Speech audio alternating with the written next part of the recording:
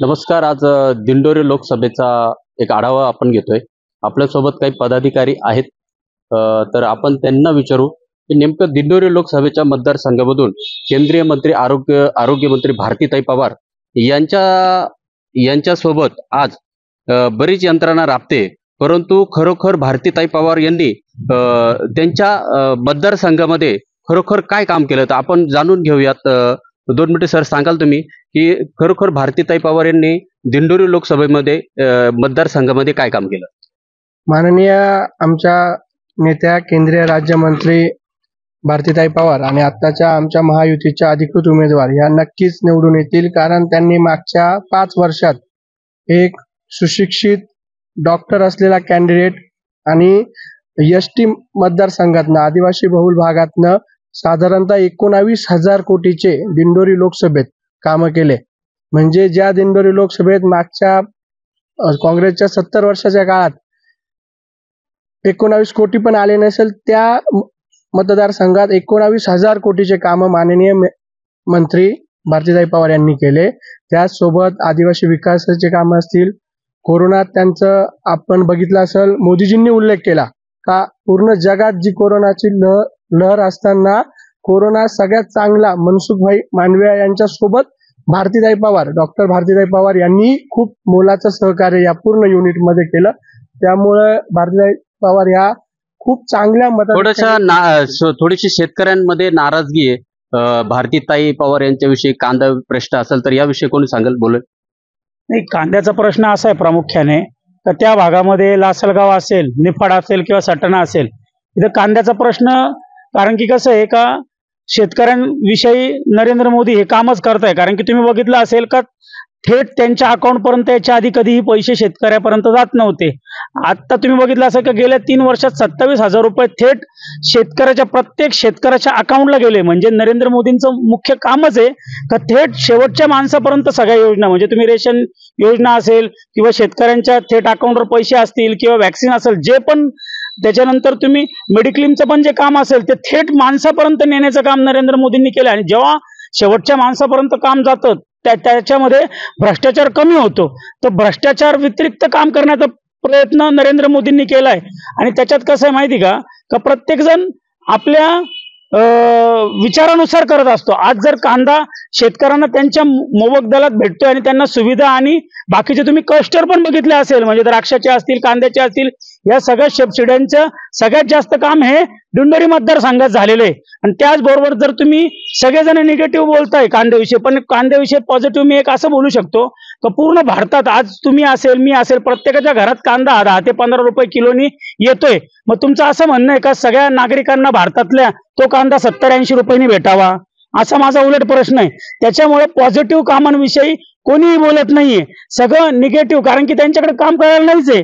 कारण की तुम्ही नरेंद्र मोदींचं थेट काम बघितलं असेल, मी नरेंद्र मोदींवर बोलतो का 50 वर्षापासून काँग्रेस जे सरकार होतं याच्यामध्ये लोखंडी डबे होते. तुम्ही जर रेल्वेने प्रवास करत असाल, आज वंदे भारत सारख्या एसी ट्रेन 41 पूर्ण भारतामध्ये चालू झाल्या. जर तुम्ही प्रत्येक रेल्वे स्टेशनवर गेले तर सरकते जिने असतील किंवा लिफ्ट असतील, म्हणजे योजना किंवा रस्त्यांवरती कोणीही बोलत नाही. फक्त एक छोटासा विषय ते घेऊन चालतंय, पण बाकीच्या सगळ्या गोष्टी ते सोडताय. तर असं शेतीमालाला भाव नाही असं शेतकऱ्यांचे, आणि आमच्या पिकाला रास्त भाव द्यावा अशी शेतकऱ्यांची प्रामुख्याने मागणी येते. याविषयी काय सांगाल? नाही, विषय कसा आहे, आत्ताच तुम्ही बघितलं असेल 8 दिवसापूर्वी त्याच्यावरती तोडगा केंद्र सरकारने काढलेला आहे. 1 लाख टन कांदा हा विदेशामध्ये त्यांनी निर्यातीसाठी 6 देशांमध्ये खुला केलाय. तर हळूहळू सगळ्या गोष्टी होतील, कारण की सरकारला निर्यात पण बघायची आहे आणि भारतातल्या जनसामान्य लोकांना पण तो स्वस्त दरात कसा भेटेल या दोन्हींचं कॅल्क्युलेशन करून तो विषय करायचा. कारण की एकाची साईड घेऊन एकाला नाराज नाही करू शकत, कारण की समतोल राखायचं. तर समतोलामध्ये थोडाफार विचारांमध्ये मतभेद असतील असं मला वाटतं. यात पण आपण बघितलं तर माननीय मोदी सरकारच याला चांगलं उत्तर देऊ शकतं.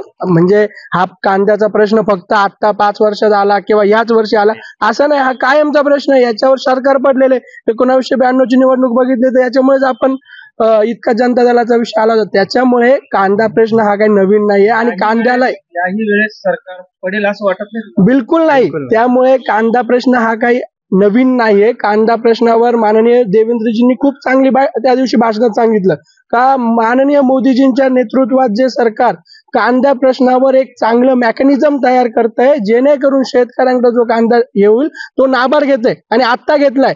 19 लाख मेट्रिक टन कांदा ह्या सरकारने नाबार्ड मार्फत घेतलाय. काँग्रेस सरकारने याच्या आधी नाबार्ड पण माहित नव्हतं आणि कधीच काही घेतलेलं नव्हतं. सरकार शेतकऱ्याकडनं इतका मोठा कांदा सरकार खरेदी करतोय असं आता याच्या आधी कधीही घडलं नव्हतं. हेच सरकारमध्ये ती हिंमत आणि ह्याच सरकारमध्ये ताकद आहे. कांदा नाबार्डने घेतलाय की नाफेडने घेतलाय? नाफेड सॉरी नाफेडनी पण घेतला आणि एनसीसीएफने पण घेतला. एनसीसीएफ त्याची पण लिस्ट लवकर जारी होईल. दिंडोरी लोकसभा मतदारसंघामधून भारतीताई पवारांनी केलेलं एखादा प्रोजेक्ट इथं मोठा उभारला असं काही आहे? फार मोठा प्रोजेक्ट सांगता येईल म्हणजे ड्रायपोर्ट. तो दिंडोरी लोकसभा मतदारसंघाच्या निफाड तालुक्यात ताईंनी चालू केले आणि त्यातले त्यात रस्ते, तो चेन्नई सुरत हायवे जो आहे तो दिंडोरी मतदारसंघातून ग्रीनफील्ड जो हायवे तो दिंडोरी मतदारसंघातून जातो. आणि विरोधी जे आहे ते शेतकऱ्यांना आमच्या विरोधात बोलायला सांगताय. पीक विमा काढला आपण 1 रुपयात काढलाय, बरोबर. आणि नंतर जे आहे कांद्याचा प्रश्न बी म्हणतात. त्यातले त्यात सगळे बऱ्यापैकी शेतकऱ्यांची लाभार्थी आहे केंद्र सरकारच्या योजनांचे. पण जे काही विरोधातले सरकार आहे म्हणजे जे विरोधात बसलेले ते आमच्या विरोधात त्यांना कांदा कांदा कांदा या प्रकारे हे करताय विरोध. मला तर असं सांगता येईल सर का भारतीताईंकडे आरोग्य विभाग होतं आणि कोरोनामध्ये तुम्ही त्यांचं उल्लेखनीय काम तर बघितलंच आहे. त्याचबरोबर वणी असेल, दिंडोरी असेल, त्याच्यानंतर पेठ सुरगाणा असेल, इथे पहिले 20 खाटांचे दवाखाने होते शासकीय रुग्णालय. तिथं आज काही ठिकाणी 60 झाले, काही ठिकाणी 80 झाले, काही ठिकाणी 100 झाले. म्हणजे ग्रामीण भागात सुद्धा औद्योगिक सेवांमध्ये विकास होतोय. पण तो विकास फक्त एका छोट्या मुद्द्याखाली लपवला जातोय असा माझा विरोधकांवर आक्षेप आहे. भाजपकडून पंतप्रधान पदासाठी नरेंद्र मोदीच का?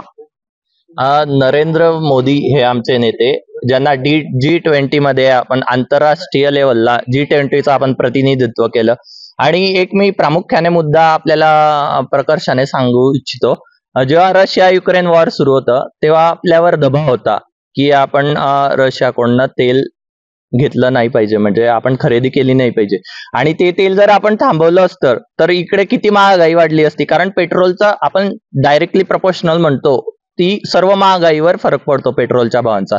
आणि झालं तर दिंडोरी मतदारसंघाबद्दल बोलायचं झालं तर भारतीताईंनी, मी एक मुद्दा स्पष्ट करतो, कृषीमध्ये भारतीताईंनी पीक विम्याचे भरपूर कामं केले, ड्रायपोर्ट आणले, शेतकऱ्यांसाठी आंदोलन केले, शेतकऱ्यांसाठी त्यांनी गुन्हेही अंगावर घेतले. पण विरोधकांना हे मुद्दे दिसत नाही. विरोधकांना एकच मुद्दा दिसतो. परत दुसरा मुद्दा इन्फ्रास्ट्रक्चर मध्ये आपला हा हायवे झाला, सुरत हायवे झाला, तो ग्रीनफील्ड मध्ये बनतोय. परत 19,048 कोटींचे काम दिंडोरी मतदारसंघात झाले. इतके हे काम सर्व पूर्ण आपल्या रेकॉर्डवर आहे आणि ते कामं झाले. आणि विरोधक कोणते मुद्दे असे म्हणतात की त्यांनी कामं नाही केले. आणि मोदी साहेबांनी त्यांचं कोरोनामध्ये जे कामं केले त्याबद्दल विशेष कौतुक केलं. इतके सारे कामं करून जर आपण एक मुद्दा जर पकडून जर नकारात्मकच विचार करणार असाल तर आपण कोणती आपल्या मतदारसंघाची प्रगती कराल, आपण जनतेला काय दाखवताय, हा माझा प्रश्न. भास्कर भगरे हा एक नवीन चेहरा केंद्रीय मंत्र्यांसमोर आहे. एकंदरीमध्ये भारतीताई पवार याच्यासाठी कसं बघतात? नाही, नक्कीच भास्कर भगरे जरी असेल तरीही या भारतीताईंना काही बिलकुल अडचण होणार नाही. खूप चांगल्या मताधिक्यात भारतीताई निवडून येणार आहे. फक्त याचा बाहू केला जातोय भास्कर भगरे आणि भारतीताई याच्यात उलट कॉम्बिनेशनच नाही. एक डॉक्टर असलेला, MBBS असलेला, चांगला नावाजलेला, शिक्षण घेऊन राज्याची लोकप्रतिनिधी म्हणून सेवा करणं आणि तेही वेगवेगळ्या देशात जाऊन आपण आरोग्य क्षेत्रातली वेगवेगळे दिंडोरी लोकसभेतले कामं बघितले. ते खूप असे कामं केलेले आहेत ताईंनी का ज्याच्याने आम्ही नक्कीच चांगल्या मताधिक्याने निवडून येणार आहे आणि भारतीताई खूप चांगल्या फरकाने निवडून येतील आणि परत केंद्रीय मंत्री, कॅबिनेट मंत्री होईल ही आम्हाला नक्की आशा आहे.